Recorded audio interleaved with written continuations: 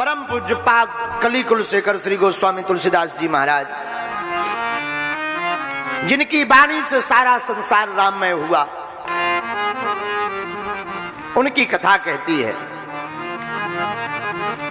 कल माता पार्वती ने भूत भावन महादेव से वंदना की, प्रार्थना की, भगवान की कथा सुनने की। कहा, पूछा, पुण्य प्रभु कहाँ हूँ राम अवतारा, बाल चरित पुनि कहाँ हूँ उदारा। हे भूत भावन महादेव, कृपा करके आप सुनाइए राम जी का अवतार क्यों होता है, और अगर होता है तो क्यों, और हुआ है तो वो बाल चरित्र भी आप हमको बड़े भाव पूर्वक सुनाइए। महाराज, हमारे मन में भगवान को बाल चरित्र सुनने की बड़ी लालसा है। शंकर जी बोले, अच्छा? हाँ महाराज। शंकर जी ने जैसे ही भवानी के मन में कथा की जिज्ञासा देखी तो गदगद हो गए। पति वही है जो पत्नी की बात सुनकर गदगद हो जाए, पर पत्नी भी वही है जो भगवान की कथा कहने की बात कह जाए। अब आजकल की पत्नियों से तो राम ही बचावे। आजकल की पत्नियां राम की चर्चा, वो तो बताती हैं कि नई दुकान खुली है नागपुर में, बढ़िया साड़ी आई, कहो तो एक आध ले आए, आओ ना लेवाए तो लफड़ा। राम ही बचावे। पहले जमाने की माताएं हुआ करती जो पति को भी सत्संग कराती थी, खुद भी करती थी। अब तो अगर पति धोखे से सत्संग करने भी लगे तो बाबा बनने का, फिर हमें क्यों ले आए? जब पूजा ही करनी थी तो हमसे शादी क्यों करी? और एक लपड़ा भाव भी नागपुर में, हमारा चेला चंगीलाल को ब्याह मुन्नी बाई से। चंगीलाल बहुत हैरान अपनी लुगाई मुन्नी बाई से। मुन्नी बाई बात बात पे शक करे, बाहर से अगर वो मुस्कुराता हुआ कमरे में प्रवेश करे, किससे चिपका है? बाहर गुलछल्ले उड़ा रहे थे, ये बाल किसका लगा है, ये लिपस्टिक के निशान। पति बहुत हैरान पति ने किया एक काम, बाहर जाना कर दिया बंद, घर पे बैठकर करने लगा प्राणायाम। बैठा बैठा प्राणायाम करे, दाढ़ी की बड़ी, हर पल लगा राम की माला जपने घड़ी, हाथ में ली माला, बैठा घर के पूजा मंदिर में दिन ना रात कहे सीताराम। पत्नी ने कर दिया था जीना हराम। इतना खतरनाक जीना हराम कि पति तो कहे सीताराम और पत्नी लगी कि अब भीतर क्या कर रहा है कमरे में। पति बोला, ना बाहर चैन ना भीतर चैन। बाहर जाऊं तो पूछती है किससे चिपक कर आया है, भीतर रहूं तो क्या कर रहा है कि भीतर कौन सा गीत गाया है। दिमाग इतना भर आया कि अब पति ने उठना ही बंद कर दिया, लगा लेटने, लगा सीताराम जपने, रामायण पूजा पाठ करने।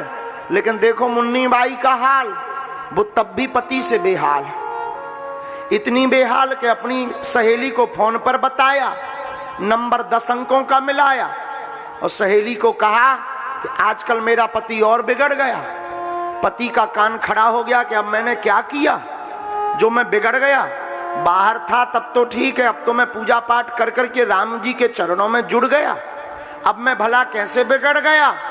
पत्नी सहेली से बोली, सुन मेरी बहना, मेरा पति ना माने मेरा कहना, पहले तो था बाहर वाली के चक्कर में, अब पूजा पाठ करके पटा रहा है अप्सराओं को।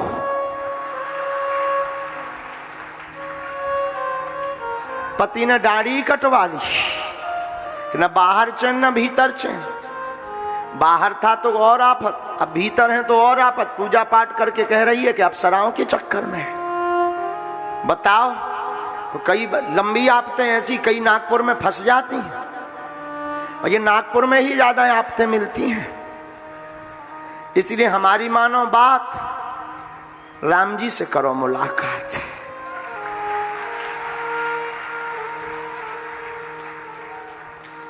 धन्य है पार्वती,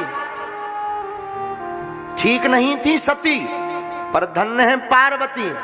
सती के मन में थी राम के प्रति शंका, लेकिन धन्य है पार्वती जो राम के लिए कथा उत्पन्न हुई मन में।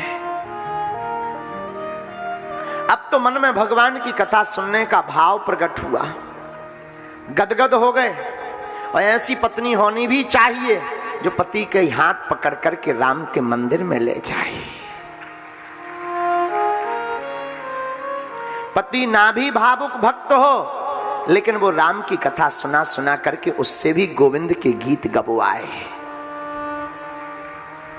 लेकिन ये पहले मिलता था, आजकल तो कम देखने को मिलता है। आजकल तो पति अगर महात्मा बन भी जाए तो टेंशन, बाबा बनोगे क्या। धन्य है मां पार्वती।